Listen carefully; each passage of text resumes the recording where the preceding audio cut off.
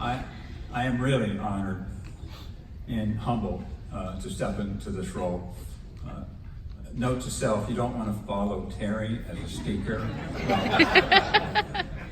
But I'm standing here, I want to say, because of the love and support of my wife, June.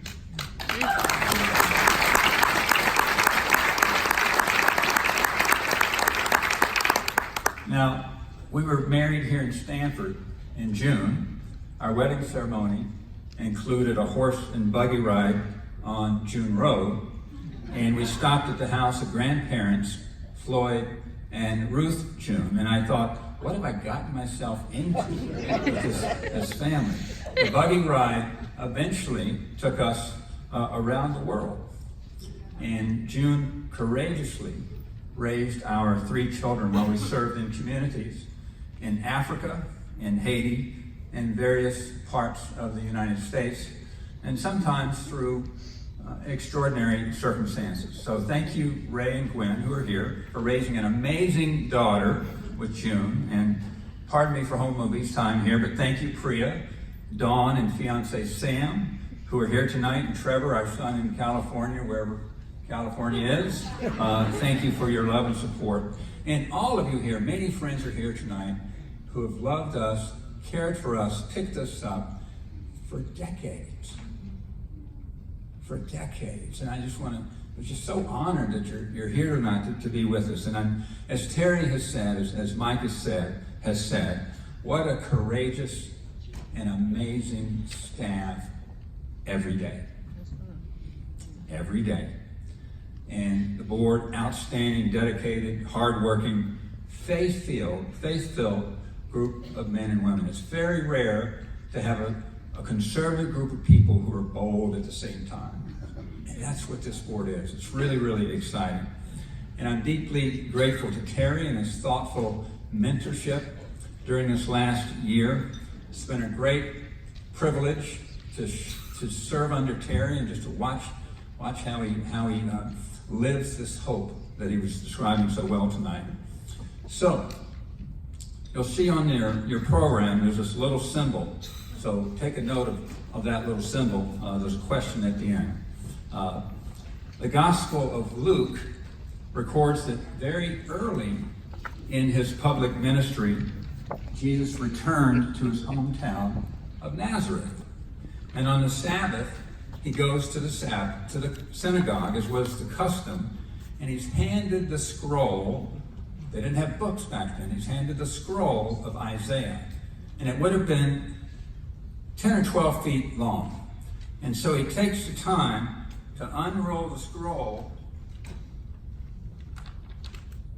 all the way almost to the end, to what we know as Isaiah 61. And these are the words he reads to the hometown crowd. The Spirit of the Lord is on me, because he has anointed me to preach good news to the poor. He has sent me to proclaim freedom for the prisoners and recovery of sight to the blind, to release the oppressed, and to proclaim the year of the Lord's favor. Luke says that Jesus sat down and everyone was staring at him.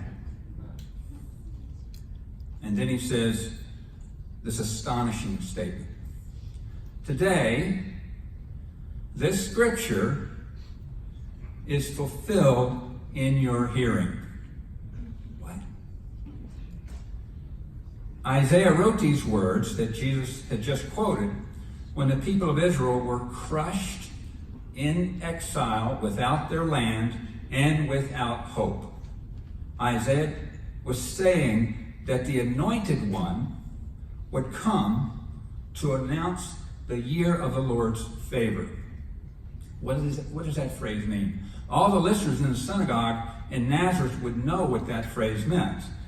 It would be what is a reference to the year of Jubilee. What's the year of Jubilee? God instructed Israel to declare a year of Jubilee every 50 years. Quoting from the book of Leviticus, and as inscribed on the Liberty Bell in Philadelphia. with the reference Leviticus. Quote, "Have the trumpets sounded everywhere, throughout your land, and proclaim liberty to all its inhabitants. It shall be a jubilee for you." Jubilee, Yobel, in Hebrew, actually means a ram's horn or a trumpet. On the first day of the year of Jubilee, which is always the Day of Atonement, stay with me, long blasts of ram's horns,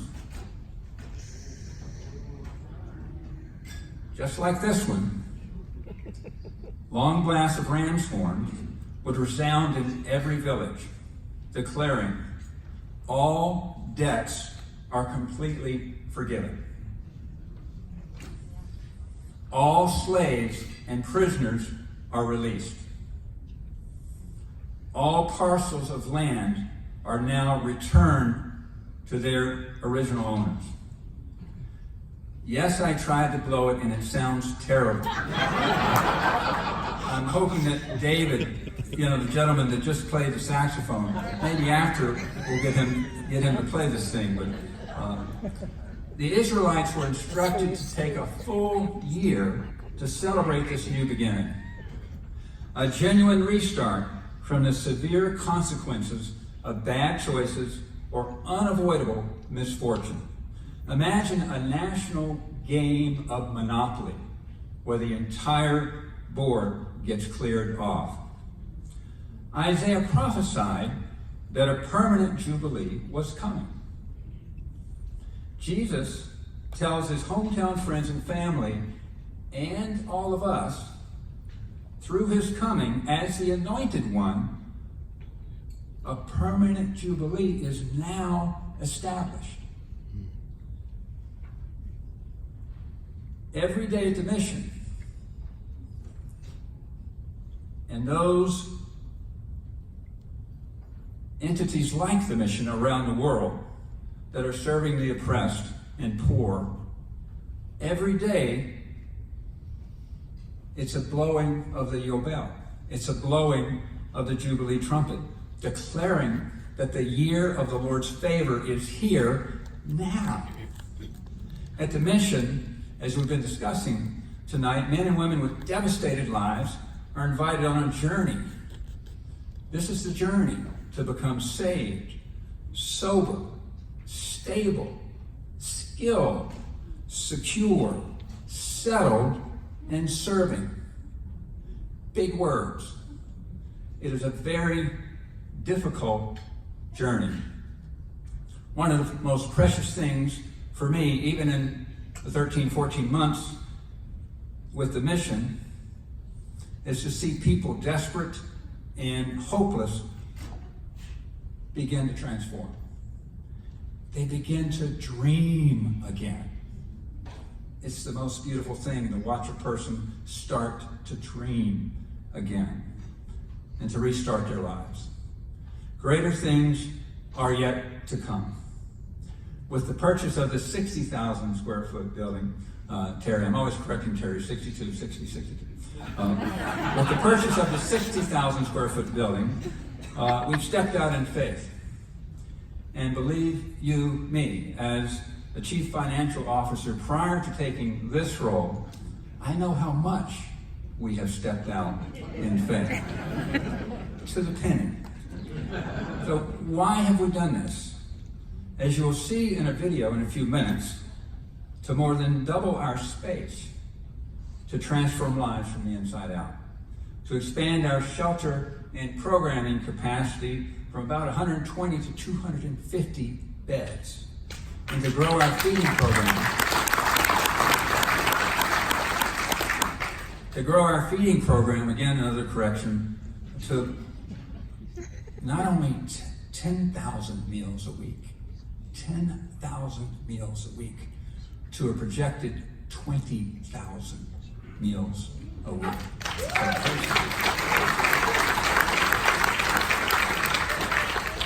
Greater things are yet to come. We're working hard to redesign our airplane while we are flying it, strengthening our organizational capacity by investing in staff, systems, new processes.